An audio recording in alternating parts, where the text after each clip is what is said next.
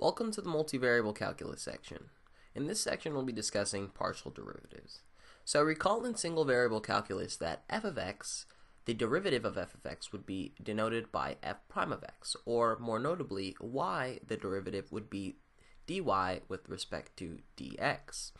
Now that we have more than one component to compute, we must develop notation to indicate partial derivatives with respect to the designated variable.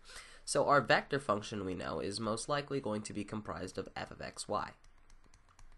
So that means that when we want to take the derivative of a certain variable without regards to the other variable, we have to use something called partial derivatives.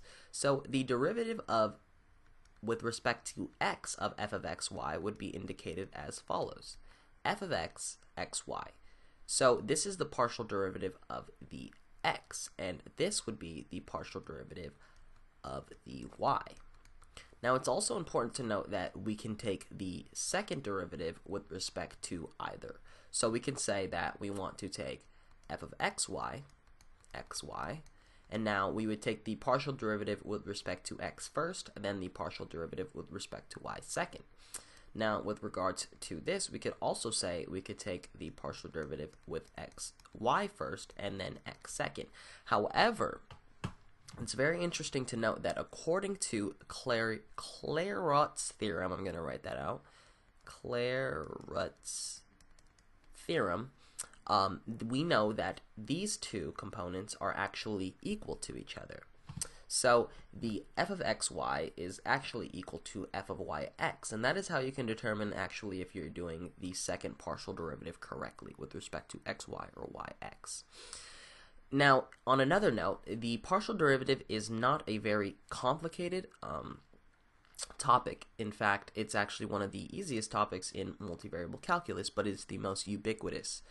So you'll be using the partial derivative a lot, so we're going to try out a problem. So if we want to find, say we have the function f of xy, and we say that we have 3x squared plus 4xy plus 2x squared y plus 3xy squared. We're just going to make it a little bit convoluted so we have a lot to derive.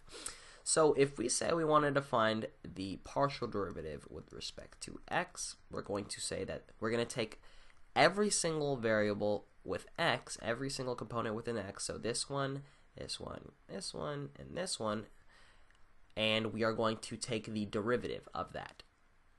So that means 6x plus 4y plus 4xy plus 3y squared. Now, it's important to note that when we take the derivative of any function, when we're taking the partial, the y becomes a constant when we're dealing with x, and vice versa. When we're dealing with y, the x will become a constant. So in the same form, we're going to say we want to take the partial derivative with respect to y of the same function, and we're going to say, okay, we want to see everything with a y in it, which is going to be this, this, and this, and we're going to derive.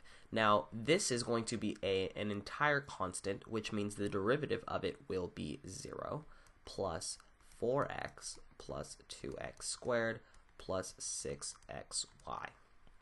Now, we can take the derivative with respect to f of xy. We're going to say we want f of xy next, and we're going to say we want f of yx next to prove Clairaut's theorem. So we will take the derivative with respect to y for the first function, and we're going to say, okay, this does not have a y, but this does, and this does as well. So that means that we are going to say f of xy is equal to 0 plus, oh, this doesn't, oh, okay, yeah, it does, 4 plus 4x plus 6y.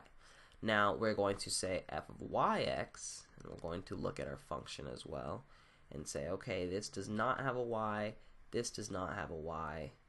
Oh, we're taking with respect to x. This has an x, this has an x, and this has an x. So we can say that fy of x, xy, is going to equal 4 plus 4x plus 6y. And I don't know about you, these look very similar to each other. So we know that f of xy is equal to f of yx, and that means we did it correctly. Now, if you need additional assistance, there's a bunch on the website, but I hope that helps.